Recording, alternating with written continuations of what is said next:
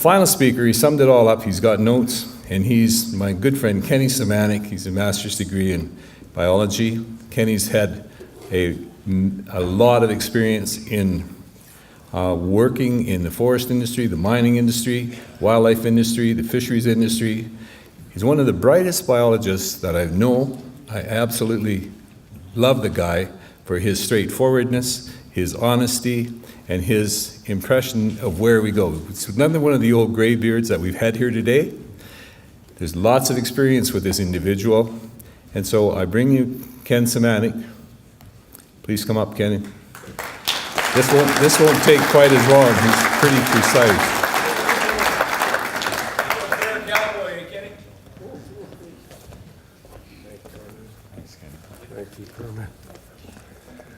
Oh, everybody's got numb glutei. I can see it now. The ranks are thin. I'm sure everybody wants to go for a beer or three. I will try to keep it short. I can't say enough about this incredible effort that has taken place. We've longed for this for 20 years. All of the presenters have laid it out the way it is. Now, how could I summarize the presentations that have been made here? It's just too much. So what I'm going to try to do is hit the highlights. First of all, I think we need some definitions. One of the most incredibly abused words is habitat. Habitat is defined. You can go to any biological dictionary.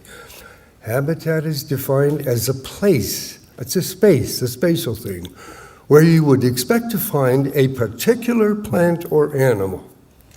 Okay, so for you elk hunters, moose hunters, deer hunters, this fall, when you decide to go to your elk habitat and you don't hear them, you don't see them, you have three questions. The first question is, where are they? The second question, after a little bit of thought, is, why aren't they here? And then the third question, after even more thinking, is, what happened? And that's why we're here, folks. Something has happened to our big game, and it's happened at every level. The last speaker, Jim, was trying to express the exasperation that is founded around regulation, the difficulty of trying to regulate activities at a very small level, and how complicated this can be when all of the rules and regulations are so stratified, from the very capital of the countries to the local communities. And I could just empathize with him. How do you get people to understand what they can do and where they can do it? So I'm going to throw in another one. This is one of the things I think you all have to know. If you have cell phones, iPads, or a desktop computer, all you got to do is say, Siri, I'm going to use this with moose. Siri, moose harvest in Norway. And it'll come up. You can do it when you go home, or you can do it now. So all of the information will come up. It's available to the world. And I'm going to just, because I have it stuck in my head here, I'm going to just give you a quick summary of what happened in 2017-18 in Norway around moose hunting, which is a very, very important activity there. The numbers, believe it or not, Norway is about 40% as big as BC. We've got 4.7 million people, and they have 5.2. But Norwegian hunters in 2017-2018 killed 31,000 moose. Well, that's not all. They killed 42,000 red deer. And that's not all. They killed 33,000 roe deer. And that's not all. They killed 4,100 wild reindeer, which are caribou.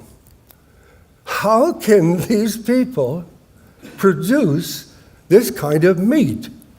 And just to give you an example, 70% of the moose harvested, and very close to the same numbers for elk or red deer, 70% are long yearlings, 1.5-year-old moose and calves. The other 30%, maybe 18% bulls, older animals, and 12% cows. In 1968, I got a call from Dr. McTaggart Cowan asking if I would have the time to take one of his students from Norway out to some of the areas where I was looking after moose when I was in Prince George. And sure enough, a wonderful man by the name of Jon Licky arrived at my house, and I took him out into the areas where I was managing moose, and he was amazed. But I was equally amazed when he told me what they were doing in Verdal in central Norway. It was incredible. They were starting to get numbers of moose like you couldn't believe. And the reason they were getting them primarily was they changed their forest harvest practices. They went into small clear cuts over all of these private lands mainly.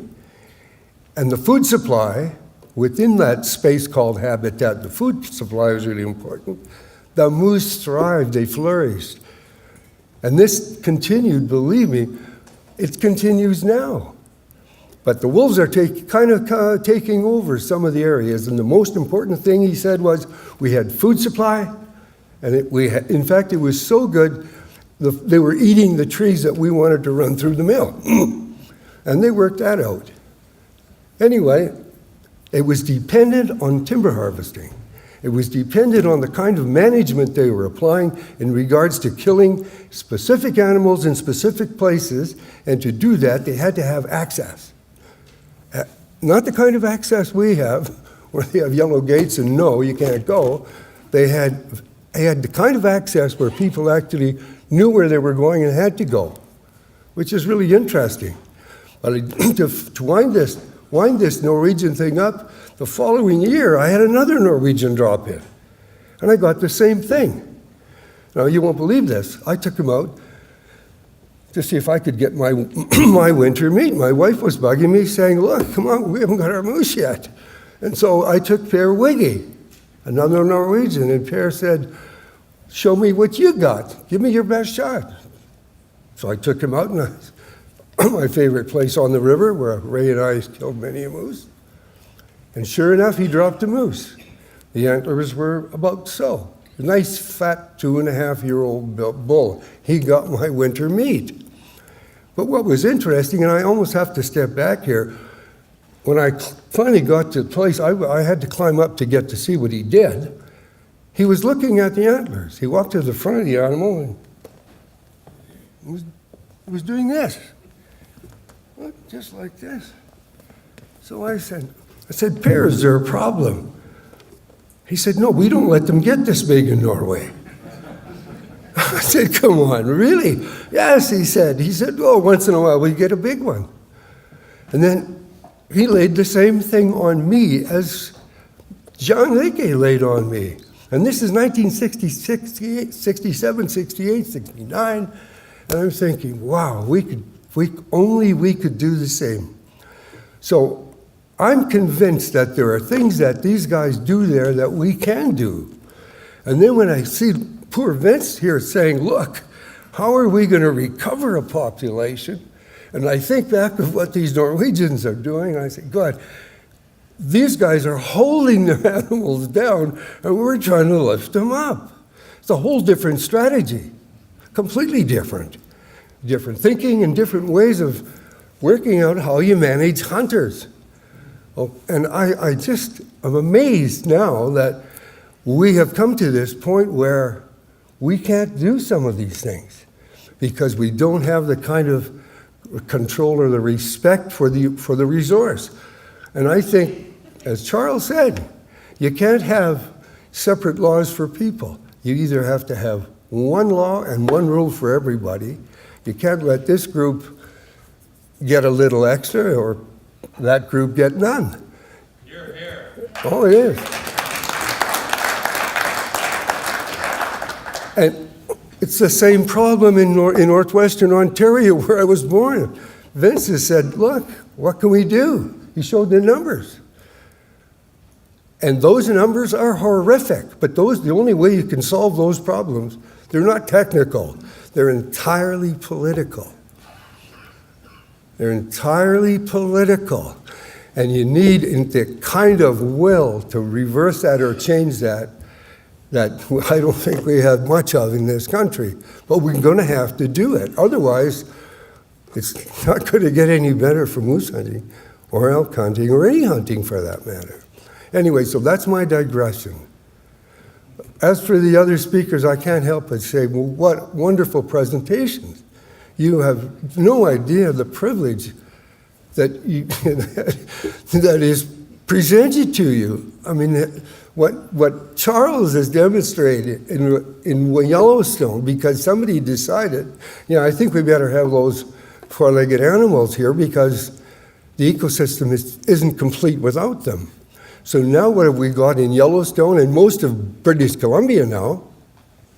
What we have is the equivalent of a huge zoo with no fences or pens, and we don't have to feed them, which is madness.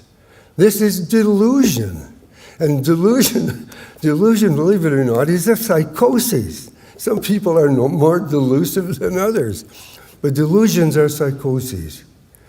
So when I see this kind of behavior, it's really simple for me, and I might just share it with you. I call some of these people who are delusive eco-psychotic. Now that's a clinical term almost, but in real layman's terms, they're just green wackos. Okay?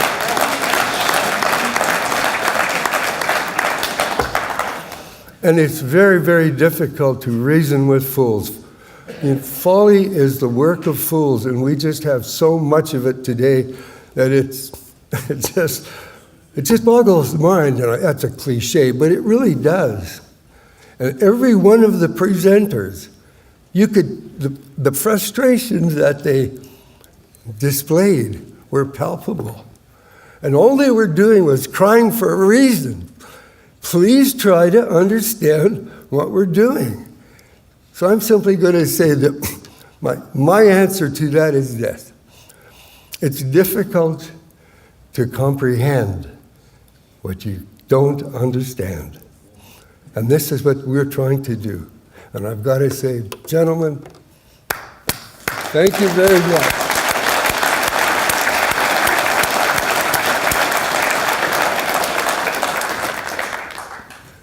Beer time.